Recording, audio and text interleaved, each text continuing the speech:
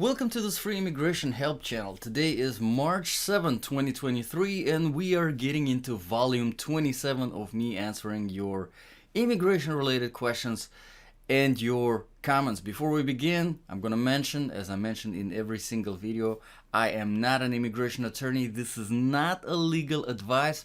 All the information that I provide in my videos on this channel are directly from the official sources, USCIS.gov, state.gov, and other official government sources.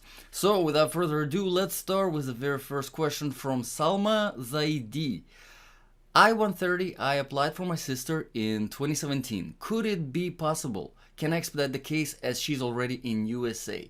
Excellent question, Salma. Thank you for asking. In fact, just yesterday, I think, if I'm not mistaken, I'm pretty sure yesterday, here it is, this video, expedite USCIS case. I was explaining how to submit the request for expedited processing to USCIS. Now, when it comes to submitting the request to NVC, you can definitely do it. It's pretty much exactly the same. You can either use the email that you can find in the portal, and I would recommend doing through the portal, through the NVC portal, and submitting that expedited request. Alternatively, you can do it by mail. Here's the main thing though to remember. Most of these cases unfortunately are denied. No matter how good the reason for your case to be expedited might seem to you, unfortunately, most of the times for USCIS and for the Department of State, it's just not good enough. So the reason why I'm saying it is because I don't want you to be too frustrated and too disappointed if your request is denied. Just be prepared for that, because most of them are, but it doesn't hurt. You can definitely do that. You can definitely submit that request. In fact, I'll probably make a separate video on how to do that for NVC. Like I said, it's pretty much exactly the same thing as with USCIS. The only thing is you're sending it to the Department of State. So I'm going to put this right here. On the plus side, your sister is already in the US.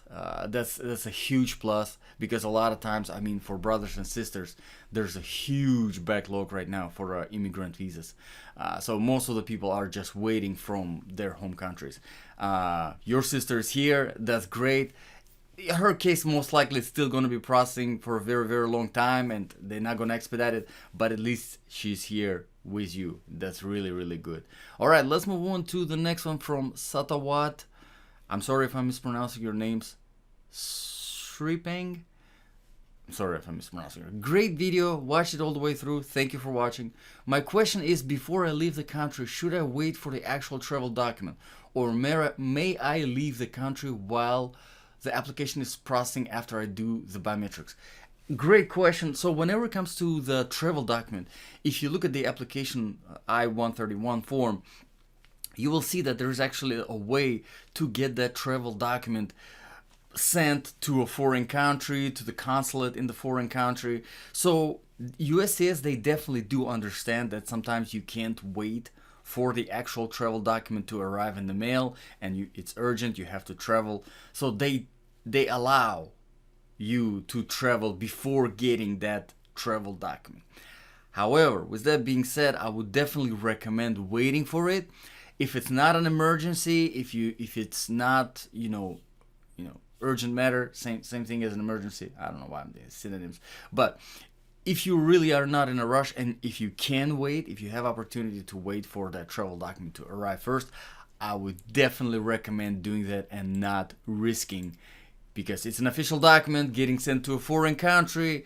You don't want anything getting lost in the mail or anything like that. All right, let's move on to the next one from NDZI Carl. Sir, thank you very much. Thank you, sir, for watching. Let's move on to the next one from Hope. I am applying for a green card based on asylum status. I was issued a new I-94 when my asylum was granted. Asylum granted indefinitely. Should I put my new or old I-94 number on the form I-485? Thank you for the video. Thank you for watching, Hope, and congratulations on reaching that 1 year of having granted asylum, so that now you can apply for a green card. It's you're adjusting your status. It's a whole new stage in the immigration process. So big thing, congratulations. I'm honestly surprised a little bit that they gave you a whole new I-94. Usually they use the same I-94 that you entered with the same number, and they put a stamp on it with it, the asylum granted stamp. But if they did give you a new I-94, if it's a new number, then yeah, definitely use that, because this is what has your actual asylum granted stamp on it. So I would definitely use that on your application for green card. I'm gonna put that, and we're gonna move on to the next one from Safras Matadiel. Hi, great job. I'm watching all your videos. Thank you very much for watching. Do you have an email address? I would like to make direct contact with you. Thank you. Yes, so there is an email address. It's in the about section. However, Safras and everybody who's watching, I'm gonna say I do not provide any kind of consultation, or I don't answer the questions. The only basically not a consultation, like I said in the beginning of this video, but the only way I can answer your questions at this very moment, for now, not to break any laws and regulations, the only way I can do this is like this, through the videos. All right, not through the email or through any other forms of contact at this time, for now. Hopefully it will change soon, we will see, but for now this is the only way I can do that. All right, moving further to a question from Enzama Dennis. Hello, I'm from Uganda. Which type of visa apart from H-2B visa can I process to go and work in US in my uncle's cafe, restaurant and food processing factory? He sent me an invitation letter already. He has green card. He is a green card holder and wants to retire because he's old, so that I can take over him. Please advise. Uganda is not eligible country for H-2B visa. Okay, so yeah, I was going to say H-2B, but okay, so if you're not H-2B, there's a few different temporary work visas that are available, and I'm saying temporary. You can always either extend them or you can change them. Basically, your goal is to get the visa so that you can come here and start working, right? And then eventually, obviously, you can adjust your status, and then it can become a permanent work visa, permanent employment. Right now, the goal is to get the visa to come here so you can start working. So we're looking at the temporary workers visas, and if you're not eligible for H-2B, which is non-agricultural, the only other option that I'm thinking in your case would be H-1B, specialty occupation. Now, you already said that your uncle sent you an invitation. The other thing that your uncle will have to do is they will actually have to submit the LCA, I think, called application. Let me tell you exactly what it's called. Basically, it's the application with the LCA, labor condition application, with the Department of Labor. So how it works is the employer, right? The employer is also the petitioner. So the employer / petitioner, they will have to submit this application with the Department of Labor. Basically, the purpose of this application is saying that, hey, I cannot find anybody in the US here. I really do need to invite my nephew and work for me, because in the United States I won't be able to find anyone who is qualified enough to do this work. And I'm assuming, correct me if I'm wrong, you can follow up with your comment on this video and let me know. But I'm thinking that, from Uganda, and if he owns cafe, restaurant, food processing factory, I'm thinking it might have a little bit of Uganda twist on it, not American mainstream food, but something that is very, very specific. All right. And if that's the case, obviously it's really hard to find someone who understands maybe some kind of traditional foods that he's making in his cafe, restaurant, store, whatever it is. So it definitely works. You can definitely qualify as a specialty worker, because obviously you're also from Uganda. You understand, the foods.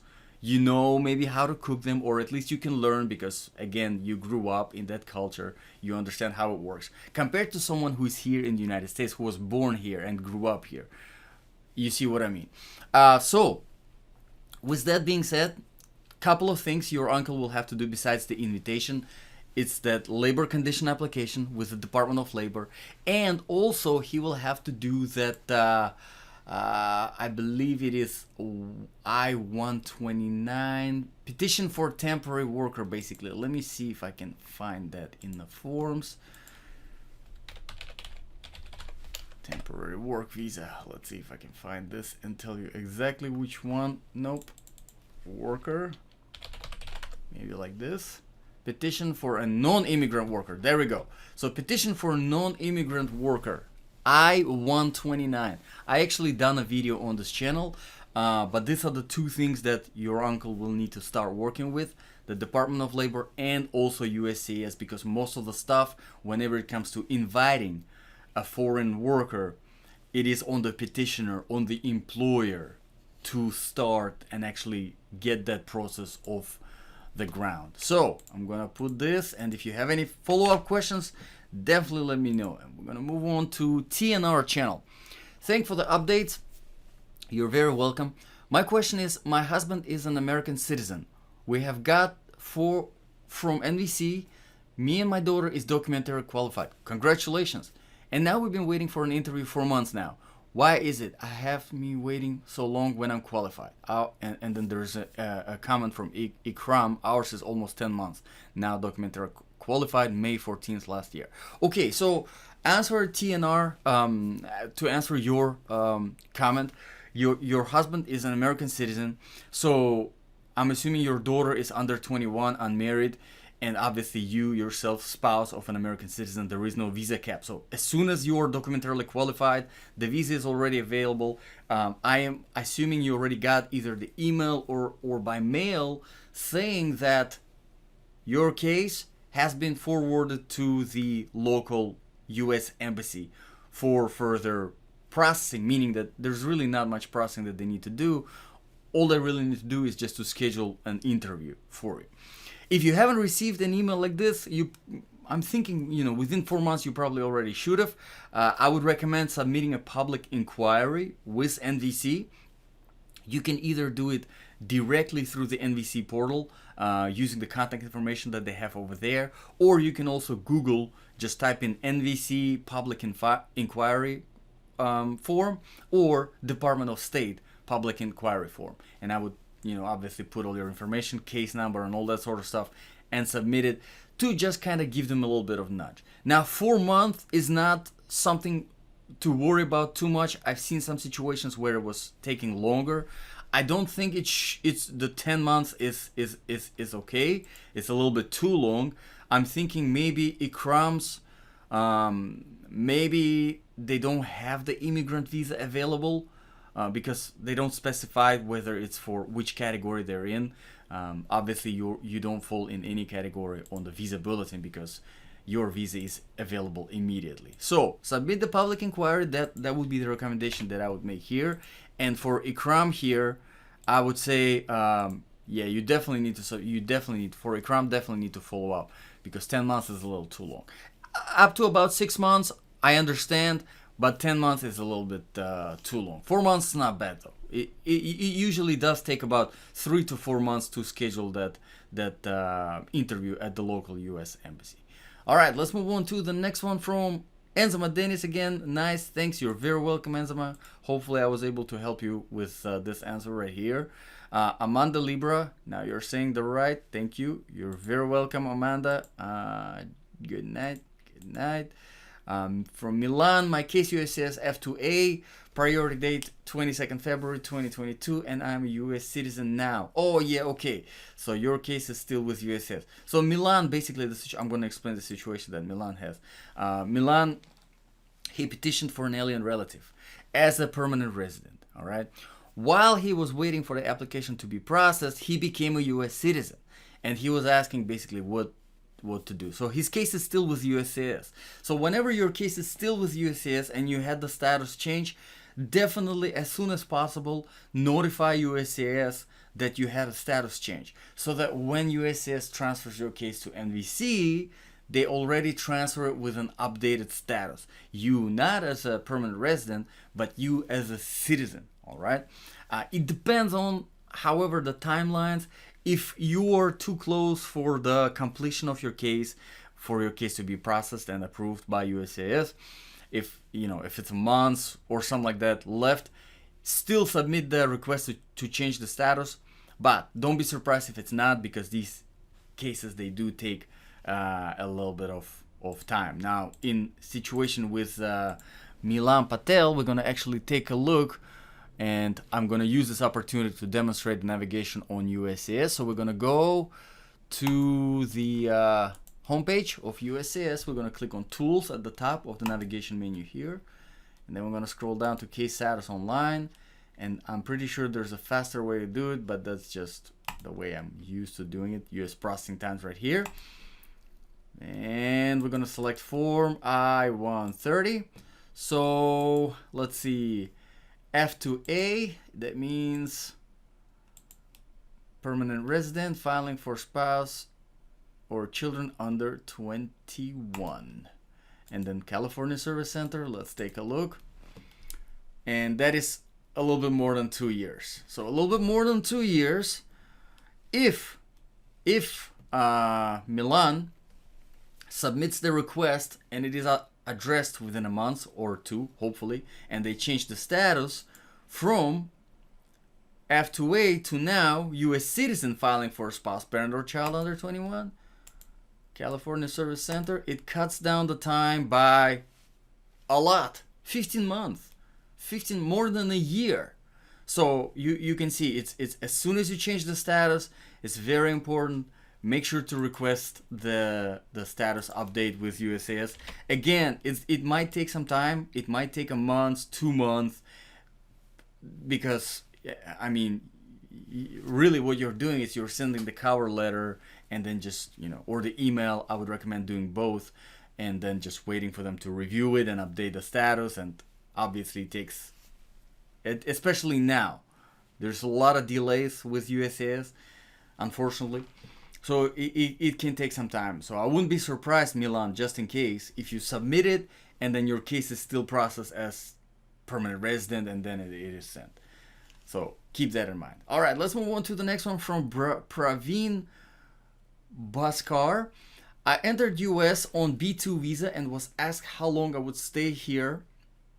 I mentioned 3 weeks, but now my plans changed. Can my 21-year-old son, who is US Corps, I'm assuming, apply for my green card with I-130 and adjustment of status together? Will it be a problem because I told the officer that I would stay only for 3 weeks, but I have already stayed here 3 months now. My I-94 is valid for 6 months. Okay, Praveen, so no problems at all. Our plans change as long as you don't overstay the I-94, the date that is given on I-94, which is 6 months in your case, which is most of the time 6 months, then you're good. All right. Now, keep in mind that whenever it comes to petitioning for parents, I'm assuming your son is, U.S. citizen. Oh, I see. So he's not U.S. Corps, he's U.S. citizen. That's what you mean. Okay, so your son is U.S. citizen, 21 years old. Keep in mind that this process does take longer than 6 months. So just don't overstay. You can definitely start the process. You can definitely be here. What I would recommend doing while this petition I-130 is pending, probably about 3 to 4 months before your duration of stay on I-94 expires, I would recommend filing an extension of stay for your non-immigrant status so that you can continue legally remain in the United States of America. If you cannot do that, I would recommend going back and then just waiting from the foreign country for that petition, alien relative petition, to be approved. So just don't overstay it, because that's definitely going to be a problem. But what you have right now is not a problem at all. All right, let's move on to the next one. Again, from Enzama Dennis. Hello, which type of visa can I process? Okay, so I have already addressed that. In Virginia, USA. Enzama, I'm going to follow up on this a little bit. It sounds like your uncle has a legit business. He has a pretty big business from what it sounds like. Restaurant, store, whatever. So, food factory. So, I don't think this is going to be a problem at all in your case. it is going to be a little bit running around for your uncle. There's a lot of stuff if he wants to do it all himself. If he can, maybe he can just hire an immigration attorney, who can just fill everything up for him and deal with all the documentation, because he seems like a very busy guy, your uncle.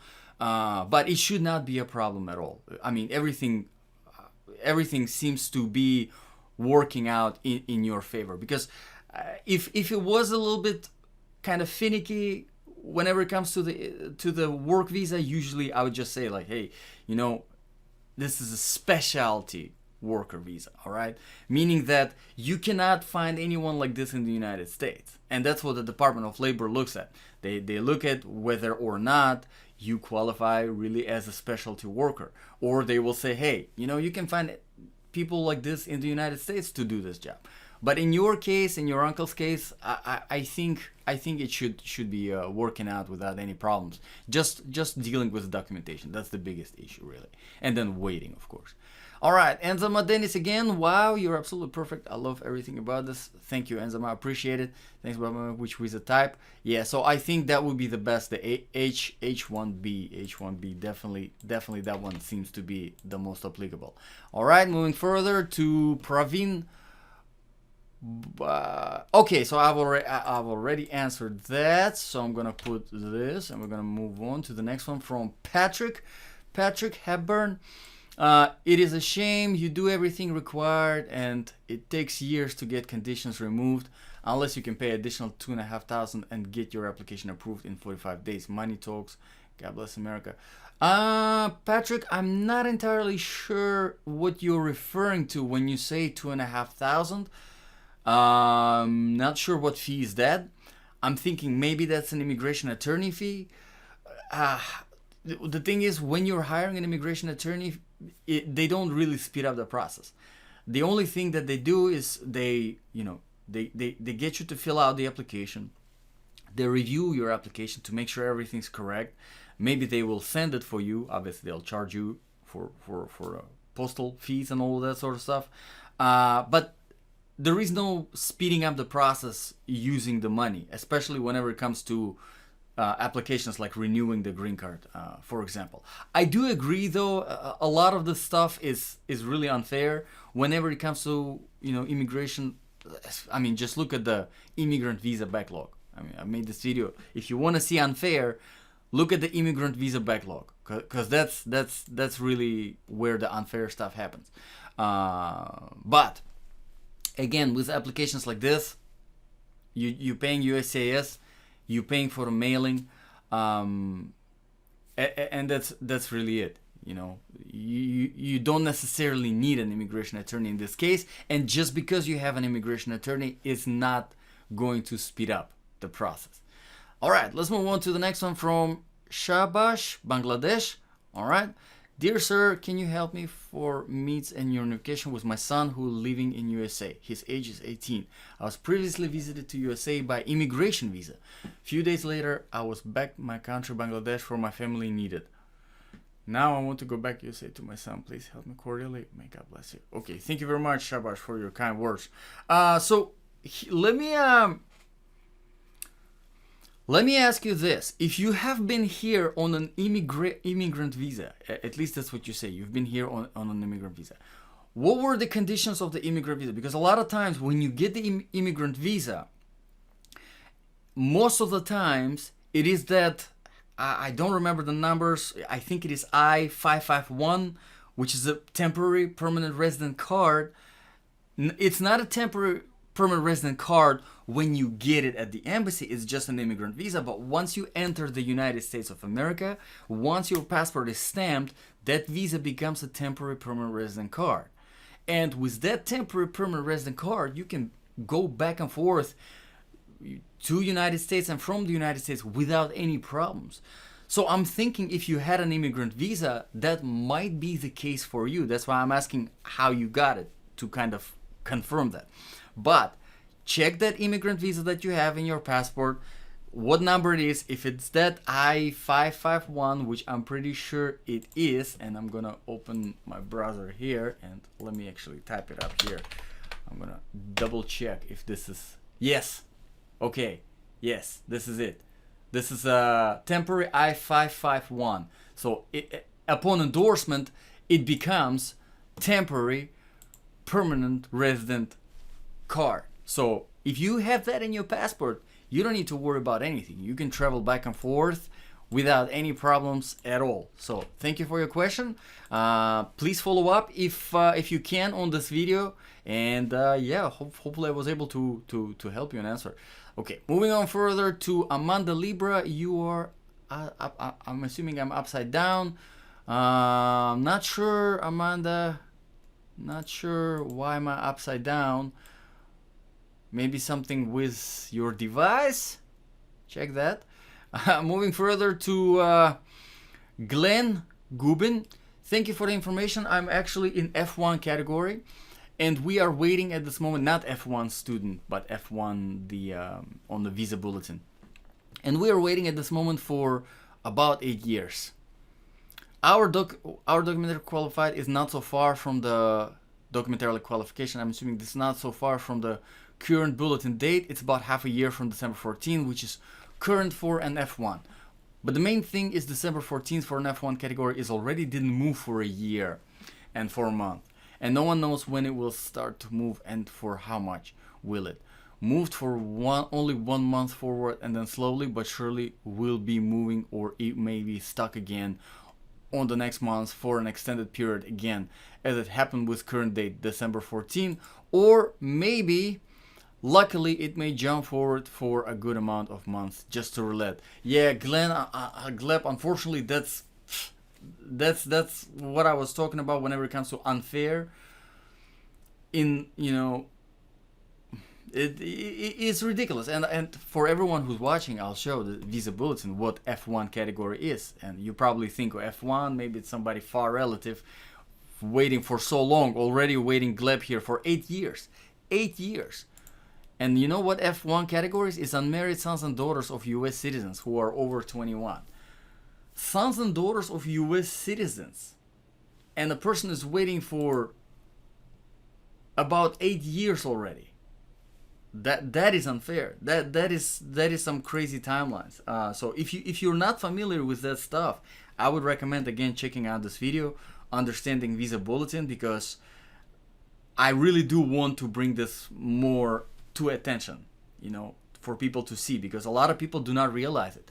A lot of people do not realize that there is such a crazy backlog for kids of US citizens, not just some random, whatever, some third status immigrant who's just starting their life here in the United States of America, trying to bring their kids. Still very important. We're talking about immediate family here, but the U.S. citizen and having such problems, it's crazy. All right, let's move on to the next one. We'll try to cover a couple more questions here. We still got a little time. From Ohali Chimizi, got 2 questions, 2 comments. Good day, sir. Please, is it possible to change a sponsor and re-upload the new one to my form DS260? Please, do I see the volume 23 as you're referring me to? Okay, let's start with the very first one. So, yes, you can definitely update your sponsor. What I would even recommend is, because if you are updating the sponsor, if this sponsor documentation has already been uploaded and completed, I would just recommend adding a joint sponsor. It will save a lot of time. But if you do want to completely get rid of the previous sponsor, for whatever reason, let's say something didn't work out with that person, and now you don't want to put them as a sponsor, understandable, it happens. You would have to actually send a request to the NVC through the portal. Just use the portal to contact them and ask them to remove that existing sponsor that you have. Here's the thing though, most likely the chances are the sponsor that you're referring to, make sure this is not the petitioner, because the petitioner will have to be the sponsor, so you can't really get rid of that sponsor. So if you have a joint sponsor that you want to get rid of, you can definitely do that. But if it's the main petitioner who is the sponsor, then obviously they are the ones who are petitioning the application. So make sure you check on that. And then please, where do I see the volume 23 as you're referring me to? So whenever it comes to these messages that I'm leaving, right? Thank you for asking. Your comment has been answered in volume 27. So right now, as of right now, I'm doing the volume 27. In about 15 minutes from now, this volume 27, it will be already uploaded, and it's not going to be ready for viewing, but it will be uploaded, so there will be a live link that you can click on, and it's gonna go 6 p.m.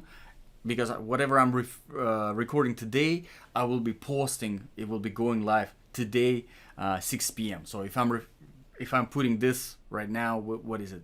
It's 12:20 p.m. I'm posting this comment. In about 15 minutes, the link should be already live on YouTube, where you can click on the notification bell, and then at 6 p.m. this video will be premiering and going live. So with that being said, thank you everyone for asking your questions. I really appreciate it. Appreciate your trust. Appreciate you you know, being part of this channel, because if you weren't asking questions, then I wouldn't be answering them. And I really hope I was able to help everyone. I really hope I was able to help everyone. Can't help everyone, unfortunately, but I try my best to do that. So thank you very much for watching. God bless, and I'll see you in the next video.